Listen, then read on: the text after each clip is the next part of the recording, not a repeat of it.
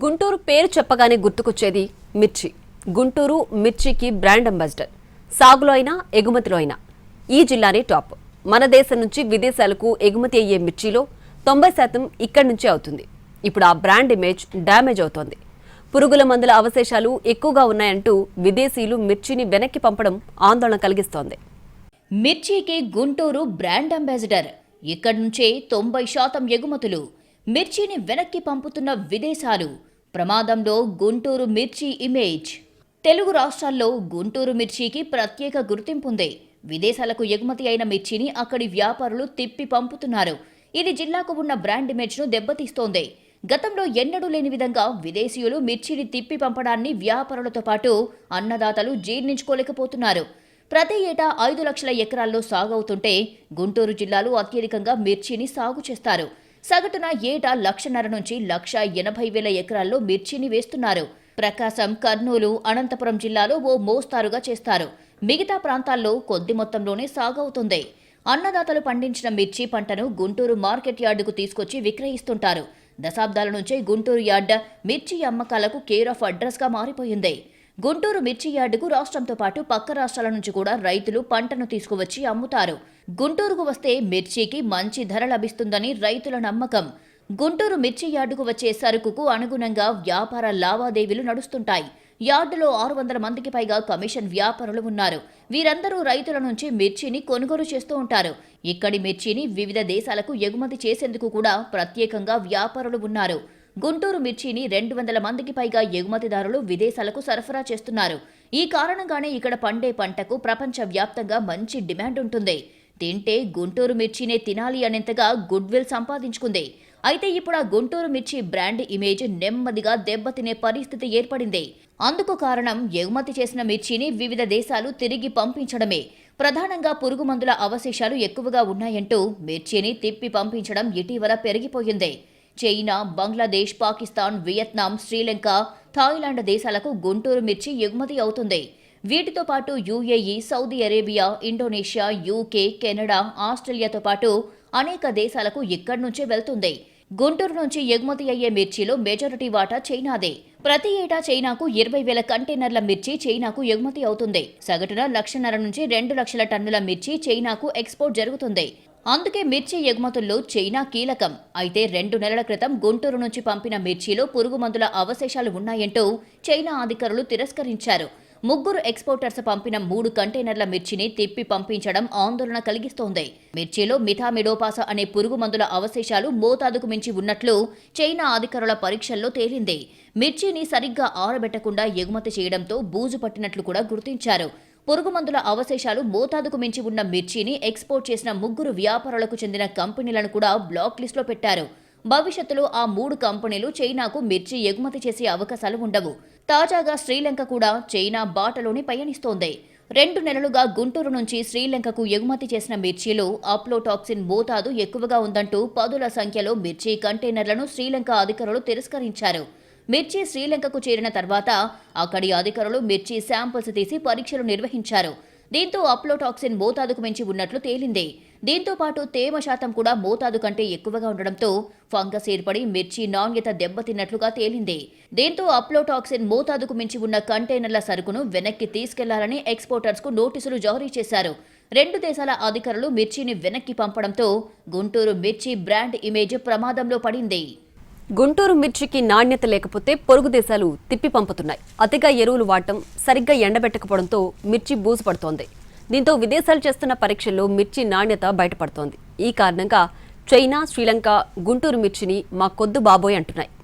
2 నెలల క్రితం చైనా, తాజాగా శ్రీలంక 2 పొరుగు దేశాలు గుంటూరు మిర్చిని వెనక్కి పంపడంతో బ్రాండ్ ఇమేజ్ ప్రమాదంలో పడింది. మిర్చిని దిగుమతి చేసుకుంటున్న దేశాలు పురుగు మందుల అవశేషాలు ఎక్కువగా ఉన్నాయి అనడం ఆందోళనకు గురి చేస్తోంది. వాస్తవానికి అమెరికా, యునైటెడ్ కింగ్డమ్, యూరప్ దేశాలు ఏ దేశం నుంచైనా ఆహార ఉత్పత్తులు దిగుమతి చేసుకుంటే కొన్ని ప్రమాణాలు నిర్దేశిస్తాయి. ఆ ప్రమాణాలకు అనుగుణంగా ఉన్న ఉత్పత్తులను మాత్రమే దిగుమతి చేసుకుంటామని ముందుగానే చెబుతాయి. దీంతో ఆ దేశాలకు మిర్చి ఎగుమతులు చేసే సమయంలో ముందుగానే పరీక్షలు నిర్వహించాలి. అందుకు తగినట్లుగా ఉన్న మిర్చినే ఎగుమతి చేస్తూ ఉంటారు.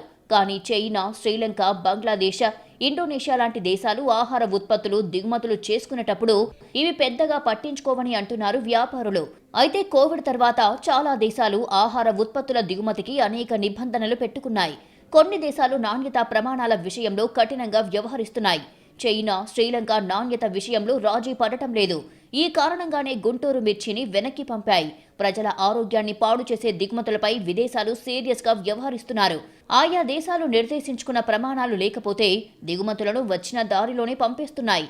అయితే ఏటా 4 లక్షల టన్నుల మిర్చి ఎగుమతులు జరుగుతున్నప్పుడు కొన్ని దేశాలు రిజెక్ట్ చేయడం సాధారణమే అంటున్నారు ఎక్స్పోర్టర్స్. అయితే రిజెక్ట్ చేసిన మిర్చి శాతం అతి స్వల్పంగా ఉంటుందని చెబుతున్నారు.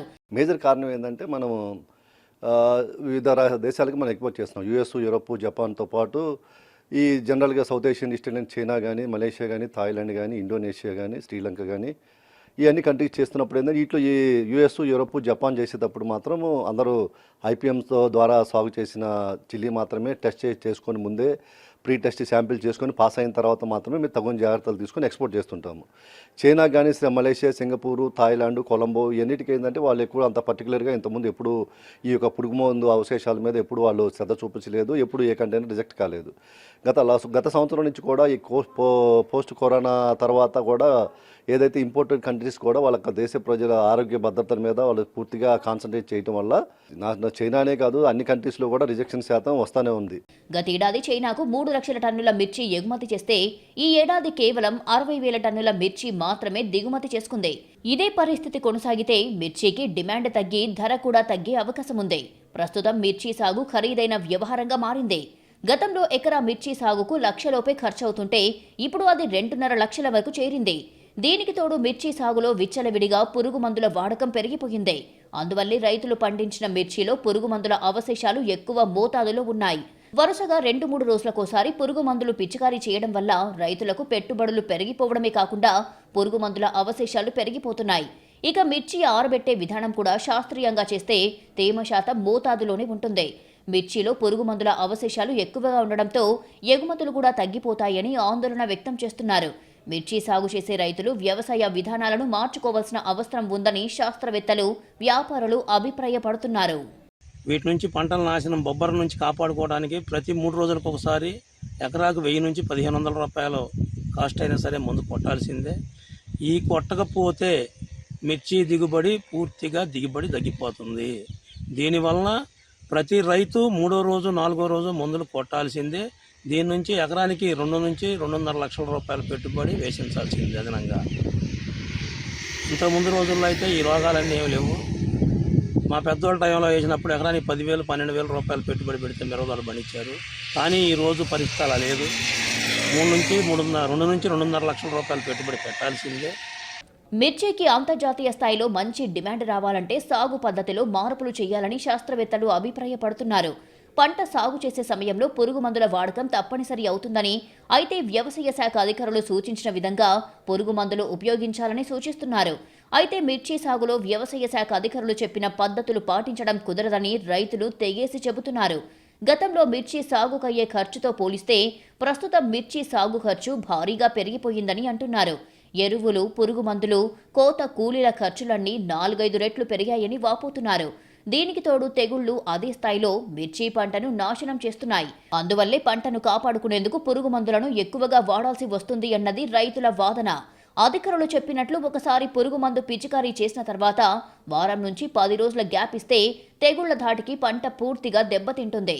అందుకే పురుగులు, తెగుళ్లను అదుపులో ఉంచేందుకు 2-3 రోజులకోసారి పురుగు మందుల వాడకం తప్పడం లేదంటున్నారు. లక్షలు ఖర్చు పెట్టి పంట సాగు చేస్తున్నామని వ్యవసాయ శాఖ అధికారులు చెప్పినట్లు చేస్తే పంట చేతికి రాదని తేల్చి చెబుతున్నారు. పోయిన సంవత్సరం 1200, 1100 అయితే ఈ సంవత్సరం 2200, 2300, 2400 పోయింది. లేబర్ కూలి 300 అయితే ఈ సంవత్సరం పోయిన సంవత్సరం 600, 500 అట్లా నడిచింది. కానీ అదే వేసుకోవాలి. మందులు ఏ కొట్టాలన్నా 3 రోజులకు ఒకసారి కొట్టాల్సి వస్తుంది. పెట్టుబడి అతి భారీగా పెరుగుతుంది. ఏ బుడ్డి కొట్టాలన్నా 2000, 1500 తక్కువ లేదు. 3 రోజులకు ఒకసారి కొట్టాల్సి వస్తుంది. అయినా నిత్యం లేదు. ప్రతి కంపెనీ వాళ్ళు వచ్చి ఇది కొట్టని చెబుతున్నారే కానీ ఏది పని చేయట్లేదు. కొడుతున్నాం, మా ఆశ పండిద్దారి కొడుతున్నాం, కానీ ఏ పని చేయట్లేదు. భారీగా నష్టం అవుతుంది. మిర్చికి విదేశాల్లో డిమాండ్ ఉంటేనే మార్కెట్లో గిట్టుబాటు ధర లభిస్తుంది. మిర్చి సాగు చేసిన రైతులు కూడా లాభాలు పొందడానికి ఎక్కువగా అవకాశం ఉంటుంది. తక్కువ పురుగు మందుల వాడకం ద్వారా పంటను ఎలా రక్షించుకోవాలో అవగాహన కల్పిస్తే రైతులు పాటిస్తారు. అప్పుడు గుంటూరు మిర్చికి అంతర్జాతీయ స్థాయిలో డిమాండ్ ఉంటుంది.